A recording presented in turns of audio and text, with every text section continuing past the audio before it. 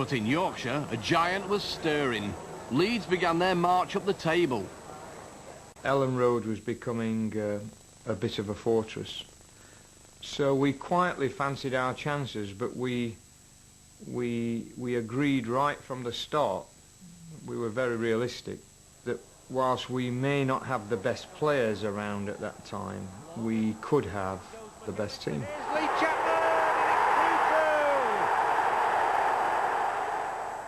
We would never say we were the prettiest football side in the world, but we did play some good football, and we were hard to beat. We were quite phenomenal in the way we worked, and the way we believed how the manager wanted the games won. He had specific ideas on how to win games. The season was developing into a two-horse race. The Manchester United horse led from the front as they beat the Tottenham nag.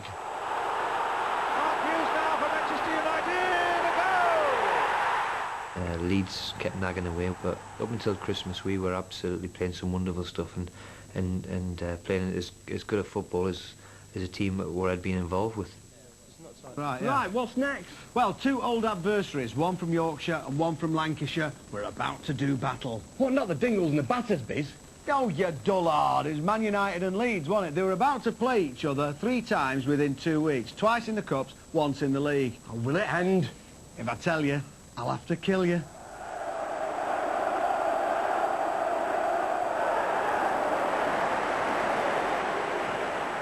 I remember there were always classic encounters against Leeds because obviously the arch enemy, you know, and you remember them games where the atmosphere, you can cut it with a knife. They're great games to play in, which we all enjoyed, and the more we played in them, the more we enjoyed them, I think, and I think we used to go to places like that, relishing it. I just couldn't come to terms with passion that moves from passion to hatred almost. I didn't understand where it came from.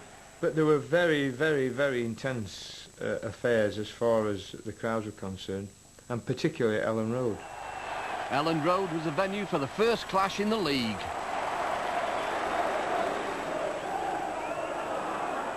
Webb. It's in there!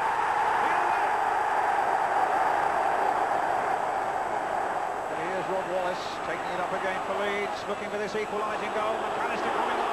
A great charge, it's a penalty.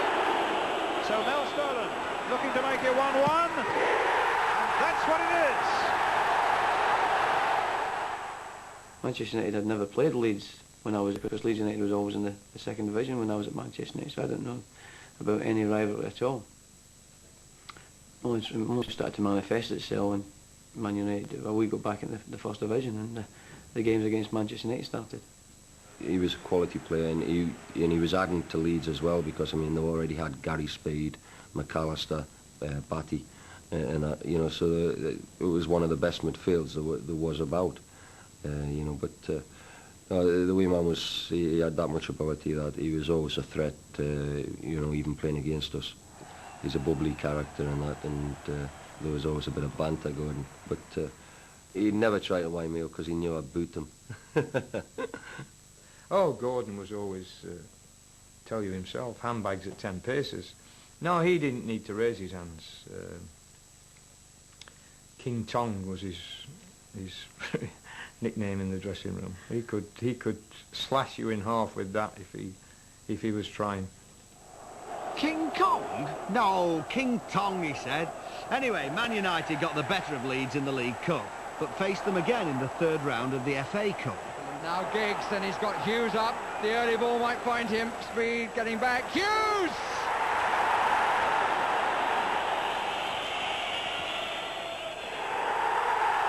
Manchester United go through, and Leeds United can concentrate on the lead. We were struggling because we were a bit thin on the ground with regard to strikers. So I went down to the Swallow in Sheffield. Eric was lying on the bed, the curtains were drawn, not shaven, feeling very sorry for himself. So through my schoolboy French, talked about Leeds, talked about where we were and so on and so forth, and he signed a loan agreement, and he was quite excited by it. Left-handed, en France. He'd walked out probably on, I think, 9 or 10 clubs at that time. So he wasn't as fit as he could be, although as an athlete he was a very, very naturally fit person with extraordinary gifts. his input that year was coming on as a sub and lifting the ground. If the game was a tight game and teams had come and maybe shut up shop, Eric was the player that come on and the crowd ignited, and he, more often than not, sort of unlocked the defence.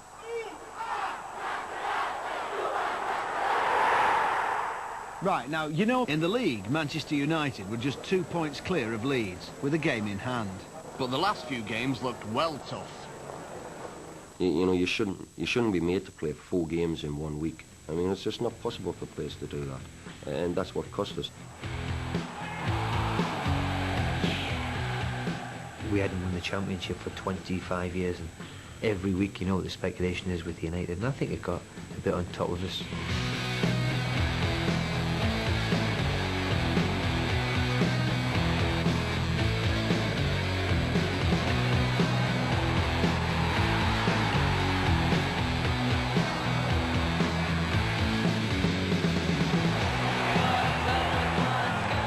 I remember a league game having such an effect on me, and so disappointed, and so left such an empty feeling at the end of the night, because you just had a feeling that was the one that was going to cost us. Everybody was really, really down, but the manager thought we should be preparing for West Ham on the Monday, and it was a bank holiday weekend, and here's Lee Sharp and Ryan Giggs at Blackpool's Pleasure Beach on Saturday night, you know, after the game. 17 and 18 on the dodgems and all the rest of it on the helter-skelters. So it didn't go down too well. He stripped them down a little bit. I hope they got them big value books of tickets. Yeah, it works out cheaper. One defeat was followed by another, at West Ham. It gave Leeds a chance, and they took it. Manchester United got some incredible results, which gave us the opportunity just to plug away. And we didn't really have much time to think about it. And there wasn't really any pressure until probably the last game of the season at Sheffield United. We got there and one end of the ground is pretty open, and there's a blustery wind comes in, and it brings all the debris from the main stand down onto the pitch, and it's like, creates a funnel of, it's like a hurricane of crisp packets and Bovril cups. So that nothing had changed. It was a day like that, and it was going to be a day where the team that made the least mistakes was going to win. It's a good corner as well.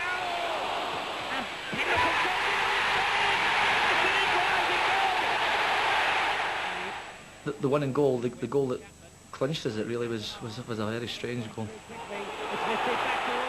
Eric put pressure on Gailey, beautifully kneed it up, flicked it up on his head and beat his own keeper, and Eric, it was at the other end, and it was put in an empty net.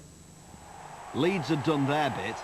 Now they had to see if Liverpool could beat Man United later the same day. We sat in the dressing room at Bramall Lane, and I said to them, look, there's loads of people, television, this, that and the other, they want to come to just in case, or they want to do that just in case, do the other just in case. We go home. After the game, we all went our separate ways. I think a lot of people went to Lee Chapman's house. Because I was so much older than anybody else, that I was always left to do my own thing and go my own places.